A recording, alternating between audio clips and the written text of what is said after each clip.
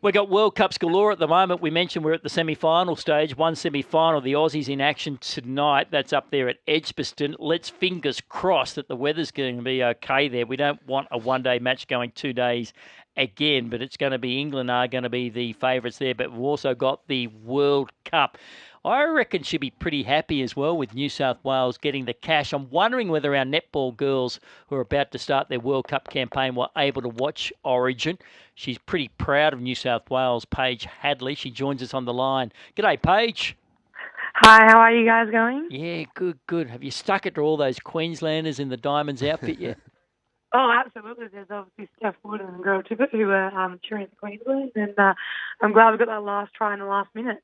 Yeah, it was a great performance, and New South Wales celebrated long and hard into the night. But it's all about the Diamonds page. How's the preparation been over there for this year's World Cup?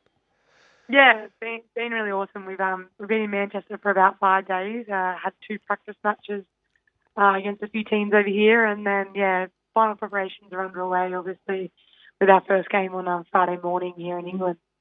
How much different is this Diamond side, Paige, compared to, say, the World Cup side? You were part of that side back in 2015, the winning side. Oh, it's a completely different team. Obviously, there's only three of us remaining from that 2015 World Cup, and I think obviously a little bit less experience, a little bit more useful. But obviously, with the Suncorp Super Netball behind us, we're a very, very athletic and I'll say very versatile team. Do you speak about being the defending champions, about being the team that everyone will hunt rather than the going out there and hunting? Is that been a part of your focus, talking about, how opposition teams will come hard at you? Yeah, absolutely. Obviously, being world number one currently, everyone wants to beat you and play their top game against you. So we obviously know that it's going to be a very unpredictable and a tough World Cup. But yeah, we're world number one for a reason, and we obviously want to go back to back at this World Cup.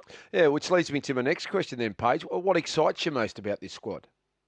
Look, I think for me, we're going to have one new debut. So Sarah Cloud hasn't even debuted yet for Australia, so she'll get her first test cap underway. And I think just, the excitement and the youthfulness in this side, I think we're a very athletic team and versatile. So I think, no matter what opposition throw at us, I think we've got different players that can play different roles, which I think is super important over, 10 days of tournament's going to be tough. So 8 games in 10 days, I think we've got the fitness behind us to be able running out our best, in those day 9 and 10. Yeah. The disappointment of not getting gold at the Commonwealth Games last year, is that a motivation or just playing at a World Cup's motivation enough, Paige? Yeah, look, obviously I wasn't a part of that squad at the Com Games, but obviously it has been spoken about, and it's definitely motivation. No one likes to lose, and especially lose by one goal in the last 5 seconds. So definitely motivation, but I think obviously for us it's about getting back to our structures and our game plan, and being in a World Cup, top 16 nations in the world, fighting it off over 10 days. I think that's big enough motivation to go out and play hard each game. Well, you expected to move into the next round, and you've got Northern Ireland, then you face Zimbabwe, and then you face Sri Lanka. For you to move into that next round, obviously you've got to win. But what else do you want to take out of those games? Oh, look, I think we want to obviously get our structures in place. I think we've touched on our attacking play and how we can change it up between the light and shade of quick ball movement, but also patient and possession game.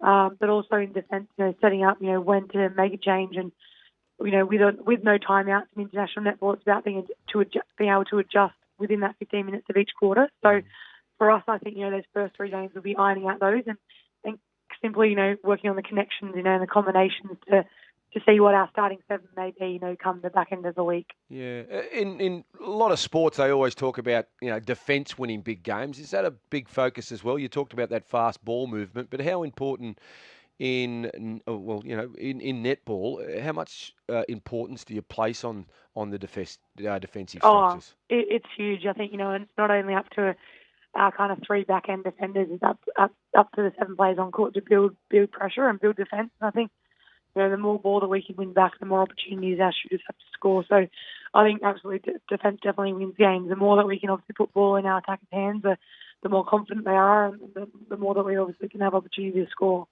And Paige, just the final one from me. How about the cut through? I mean, look, at the moment, it's a wonderful time to be over there in the Northern Hemisphere with all the sport going on, but you've got Wimbledon there in the UK, and you've got the Men's World Cup of cricket there, and you've also got the Women's Ashes, by the way. The Aussies up against England as well. How hard, what's the sort of attention been like on the netball and the cut through with the public? Yeah, I think obviously that Com Games probably last year has, I guess, grown the sport over here in England, and they're absolutely loving it. You know, we're staying very close to the arena, so there's a lot of stands around, people wanting autographs, photos, and yeah, so I think the heart of netball is, you know, in a really good place, and I think they've obviously sold the most tickets ever to a World Cup, over 100,000 tickets over that 10-day period. So yeah, I think it's going to be a phenomenal event over here in England. Well, Paige, we're looking forward to watching you progress through the World Cup. We know it starts on Friday when you take on Northern Ireland. On behalf of TK and I and the Big Sports Breakfast listeners, we wish you and the rest of the Diamonds all the best, and make sure you come home with that trophy. Yeah. Absolutely. Thank you very much. Thank you. Or don't come home at all. Is that what that's it. Yeah, don't come home at all. Good on you, Paige Hadley. She's one of the stars of the Diamonds, and they are, well, there's virtually no betting. Their opening match, I think the line might be 43.5 up against Northern Ireland. For your 43.5 at the $1.90 there, with the Aussies expected to cruise past